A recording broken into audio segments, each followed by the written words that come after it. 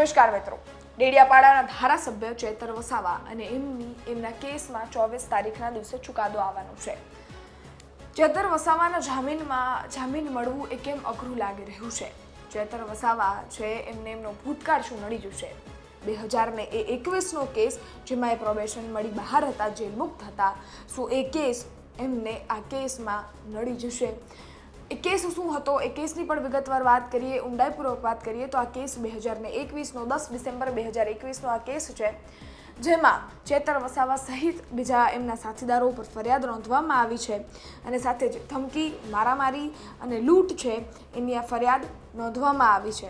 FIR મુજબ વાત કરીએ તો ગ્રામ પંચાયતની ચૂંટણી હતી અને ધમકી આપવામાં આવી કે તારો માણસ કેવી રીતે જીતી શકે, મારો માણસ ઊભો છે એ જ જીતશે.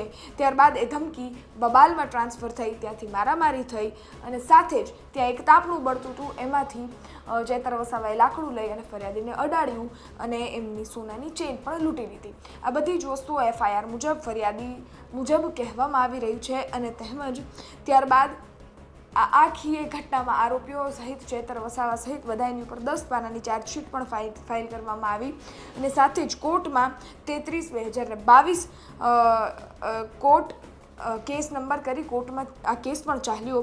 બંને પક્ષમાં ધારદાર ફરિયાદ પણ થઈ.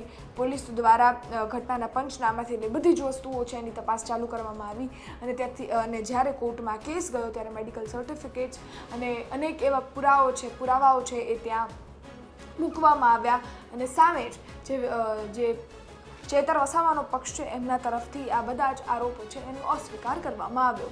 આ બધાની વચ્ચે ચેતર વસાવા છે એમને 2021નો આ કેસ છે એમાં પ્રોબેશન મળે છે અને તેમજ એ પ્રોબેશન દરમિયાન એ જેલ મુક્ત પણ થાય છે. એ પણ સમજી લઈએ કે પ્રોબેશન હોય છે શું. પ્રોબેશન એક એવો સમય છે જેમાં કોર્ટ તમને સીધી સજા નથી ફાળવી દેતી, એ તમને સુધારવાનો, એ તમારા વ્યવહારમાં બદલાવ લાવવાનો તમને એક ચાન્સ આપે છે.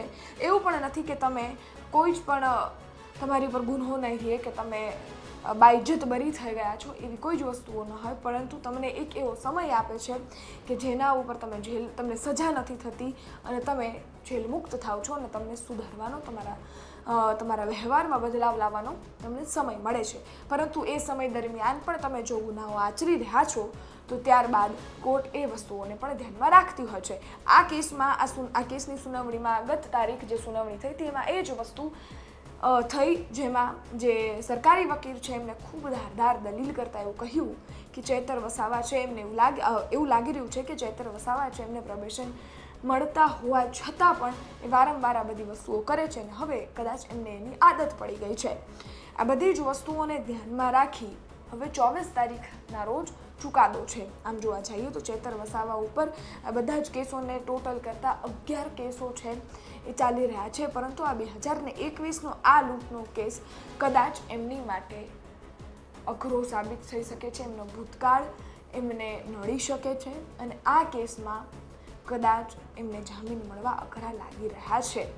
આ ચેતર વસાવાના કેસો એમને નડશે કે કેમ એ તો 24 તારીખે જ ખબર પડશે. 24 તારીખે જે માનનીય હાઈકોર્ટ છે જે ચુકાદો આપશે એમાં ખબર પડશે કે ચેતર વસાવા છે એમને જામીન મળે છે કે કેમ, એ જેલ મુક્ત થાય છે કે કેમ.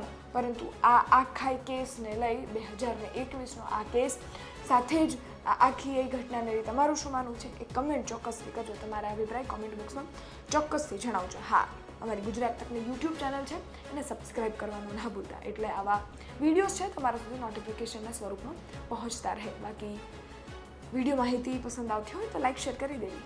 ધન્યવાદ.